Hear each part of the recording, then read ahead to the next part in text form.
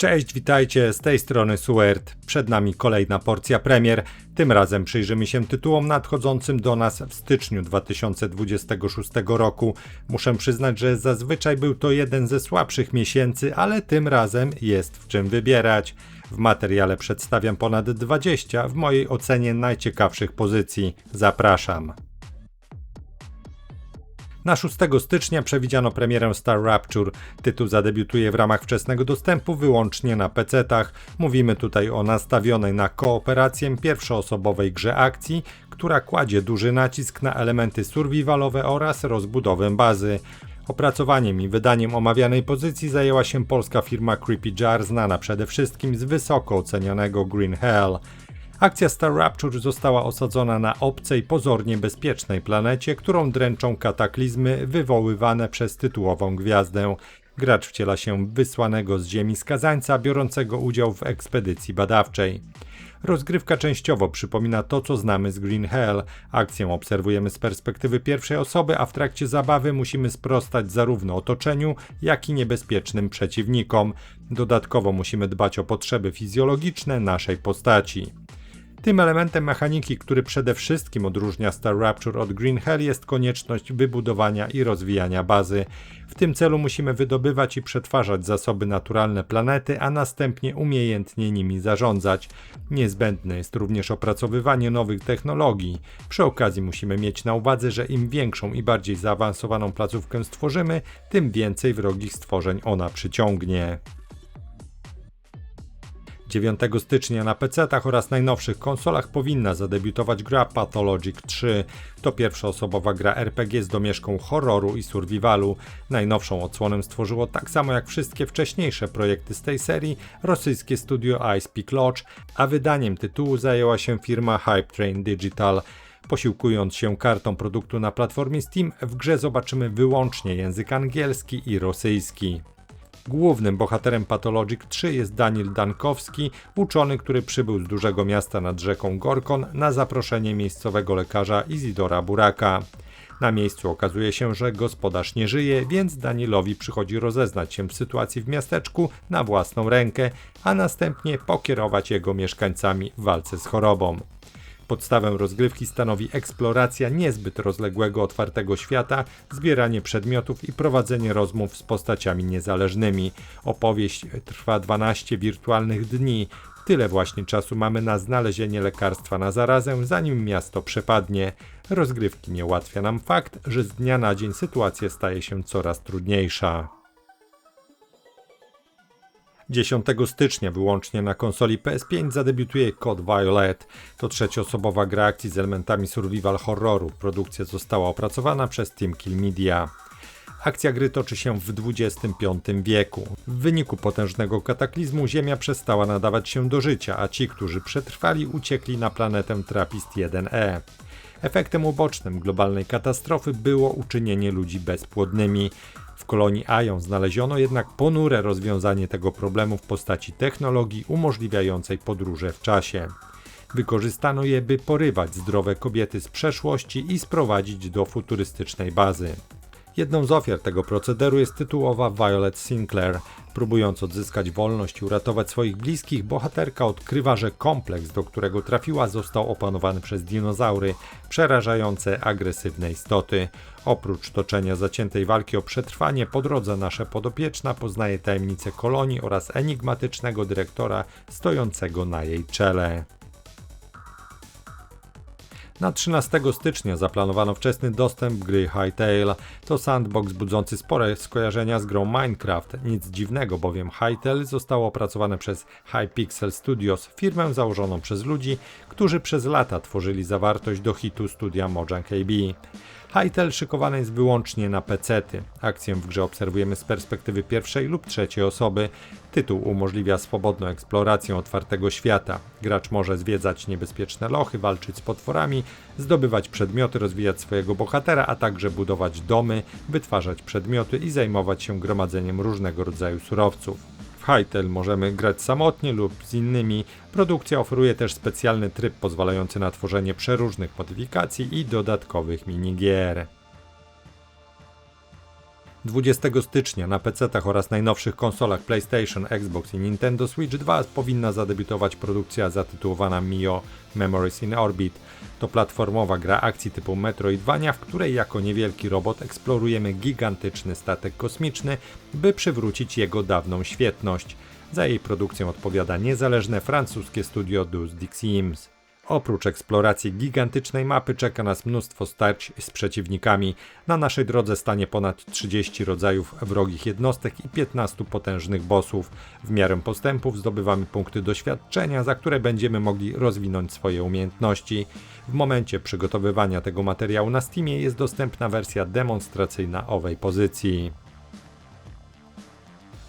Blightstone to wymagająca turowa taktyczna gra RPG z elementami roguelike, osadzona w mrocznym świecie fantasy. Gracze dowodzą małą drużyną poszukiwaczy przygód, a ich głównym celem jest ochrona i dostarczenie kryształu do piekielnej szczeliny, aby zniszczyć władcę demonów Korgula i tytułowy Blightstone. Rozgrywka kładzie duży nacisk na strategiczne pozycjonowanie postaci na pozbawionych siatki polach bitew, a także na wykorzystywanie interaktywnych elementów otoczenia i dynamicznych warunków pogodowych, takich jak chowanie się w wysokiej trawie czy używanie wody do wzmacniania ataków elektrycznych. Zarządzanie zasobami jest kluczowe, a każda porażka, choć bolesna, przyczynia się do postępów poprzez zbieranie odłamków wzmacniających kryształ na kolejne podejścia. Gra ma ukazać się w wersji Early Access na platformie Steam 20 stycznia 2026 roku. Dodam jeszcze, że w momencie przygotowywania tego materiału na Steamie dostępne było demo omówionej pozycji. Final Fantasy VII Remake jest już dostępny na rynku od kwietnia 2020 roku. W pierwszej kolejności ów tytuł zadebiutował na konsoli PS4, by po ponad roku pojawić się także na PC-tach i konsoli PS5. Teraz przyszedł czas na najnowsze Xboxy i konsolę Nintendo Switch 2. Na tych sprzętach omawiany tytuł pojawi się 22 stycznia przyszłego roku. Przypomnę tylko, że mówimy tutaj o nowej wersji jednej z najpopularniejszych gier JRPG wszechczasów, opracowanej przez Square Enix. By uniknąć pominięcia czegokolwiek z oryginalnej produkcji, zdecydowano się na wydanie Final Fantasy VII Remake w kilku częściach. Final Fantasy VII Remake Intergrade jest właśnie pierwszą z nich. Nowa Roma ma ukazać się we wczesnym dostępie 22 stycznia. Tytuł pojawi się na PC za pośrednictwem Steam i Epic Games Store. Ten city builder przeniesie nas do czasów po upadku Cesarstwa Rzymskiego. Założenia gry są proste. Niewielka grupa osadników podejmuje decyzję o wyruszeniu w kierunku nieznanego świata i odbudowaniu imperium. My natomiast będziemy odpowiadać za stworzenie sprawnie funkcjonującego miasta. Dbanie o dobry nastrój w aglomeracji okaże się fundamentalne, dlatego też jednym z podstawowych zadań ma być spełnianie potrzeb mieszkańców. Istotną rolę w rozgrywce odegra również woda. W czasie przygody będziemy mogli sztucznie modyfikować jej bieg przy pomocy zapór i akweduktów, by tworzyć zbiorniki i wpływać na żyzność gleb. Oczywiście przyjdzie nam również zadbać o zadowolenie bogów, w innym wypadku może spaść na nas ich gniew. Sega Football Club Championships jest menadżerem piłkarskim, za którego opracowaniem i wydaniem stoi firma Sega. Produkcja należy do rozwijanej od 1996 roku serii Sakatsuku. Została oparta na Football Managerze i oferuje dosyć podobną rozgrywkę. Tytuł jest dystrybuowany jednak w modelu free-to-play. Jego premierę przewidziano na 22 stycznia. Platformy docelowe to PC-ty, konsole PS4 i PS5, a także urządzenia mobilne z systemami iOS i Android. Filarem gry Sega Football Club Championships 2026 są dane graczy FIFA Pro oraz oficjalne licencje.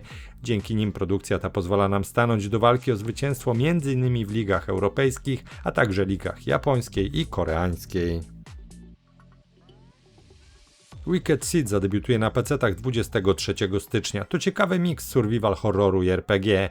Grę dodatkowo wyróżnia hybrydowy system walki łączący akcje w czasie rzeczywistym, takie jak uniki i parowanie ciosów, ze strategicznymi atakami turowymi.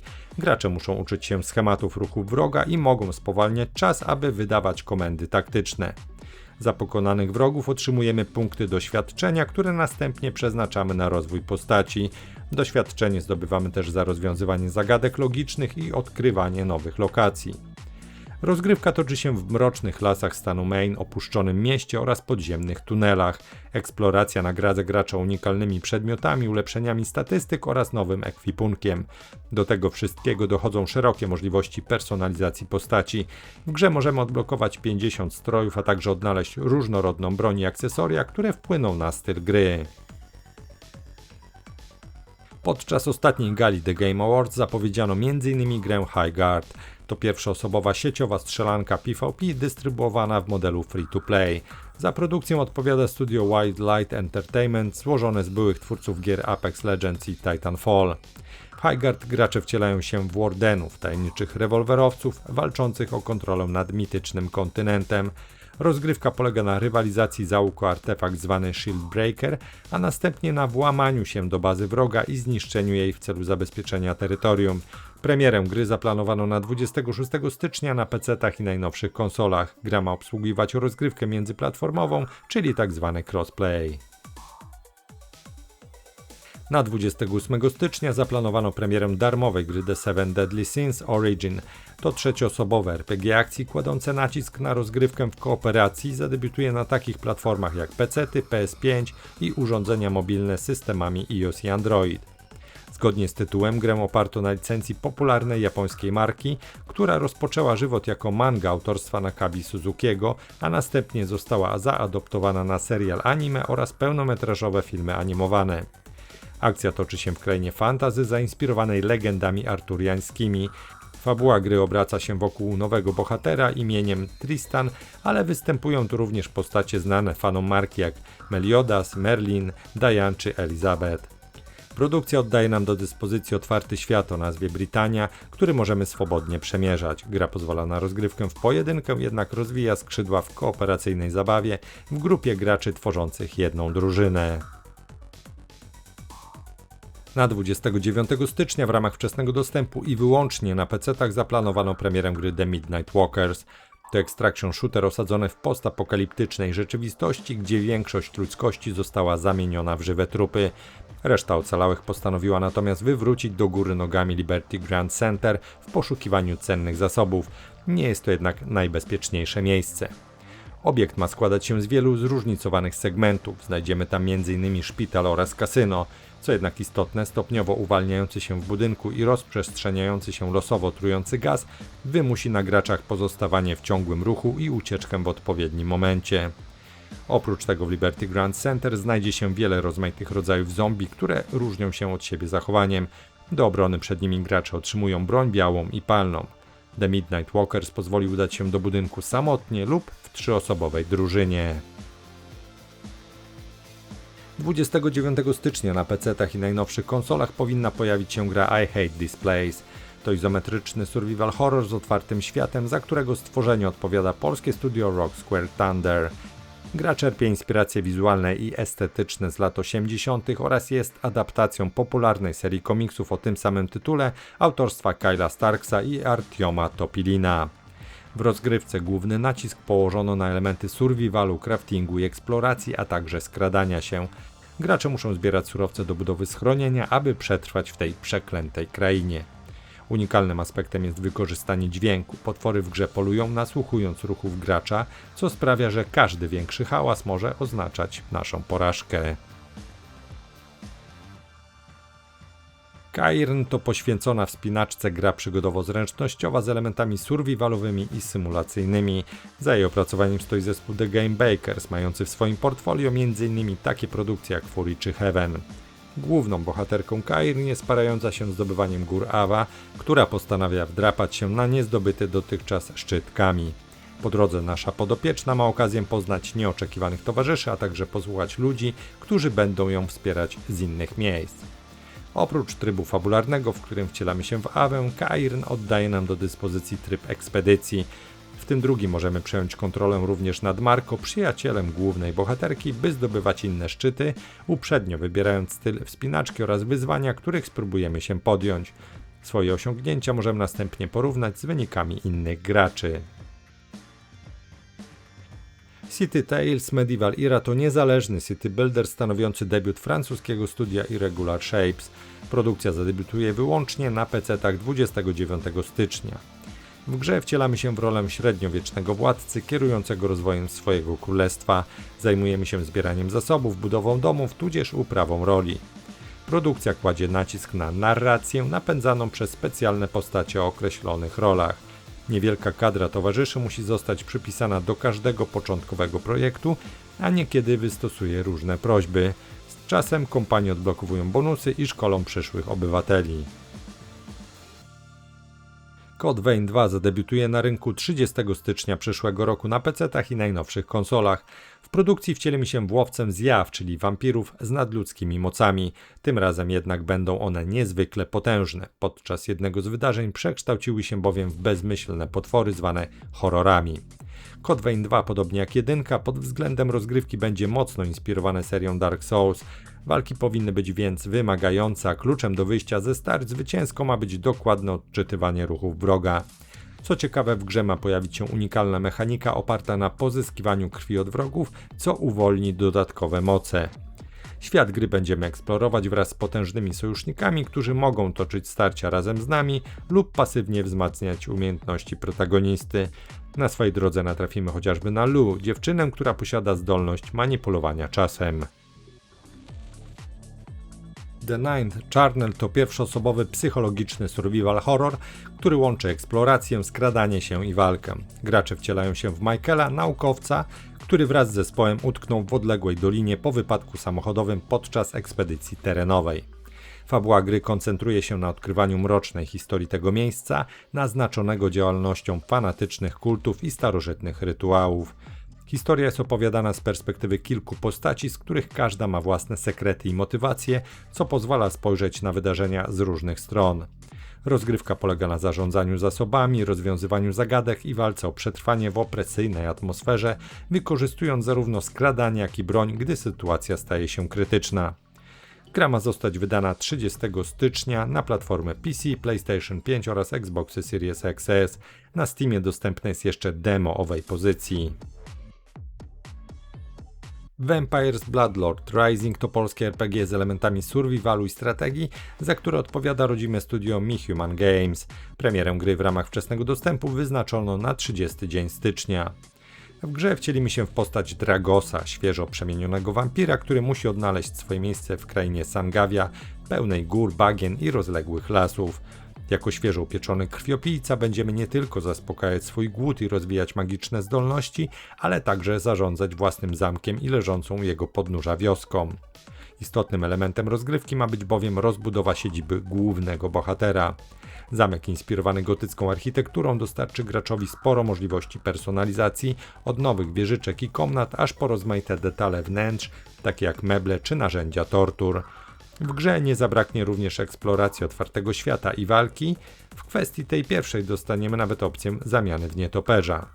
Co ciekawe, twórcy zadbają też o to, aby nasza wampirza przygoda mogła być przeżywana zarówno w pojedynkę, jak i w trybie sieciowej kooperacji dla maksymalnie 4 graczy. Przed nami 3 gry, które nie mają ustalonej dokładnej daty premiery. Na platformie Steam widnieje po prostu styczeń 2026 roku. Zacznijmy więc od Journey to the Void, które powstaje na PC-ty, a za jej produkcję i wydanie odpowiada studio Runeheads. Journey to the Void to strategiczna gra typu roguelite z elementami budowania talii, w której gracze eksplorują zniszczony świat, walczą z wrogami w turowych potyczkach i podejmują trudne decyzje moralne. Studio Hamlet Games zaplanowało wydanie gry Emberbane na styczeń przyszłego roku. Platformą docelową są wyłącznie PC-ty. Mówimy tutaj o pikselowej grze akcji typu Metroidvania, w której walka i eksploracja opierają się na wykorzystaniu 4 żywiołów: ognia, lodu, ziemi i powietrza. Historia koncentruje się na podróży Ofelii, która ma na celu zgładzenie złowrogich bogów żywiołów i przywrócenie równowagi w krainie Elsinore. Również na styczeń w ramach wczesnego dostępu na PC przewidziano debiut gry Strategos. To RTS, który pozwala nam stanąć na czele starożytnych armii biorących udział w bitwach na dużą skalę. Za produkcję odpowiada niezależne studio Strategos Games.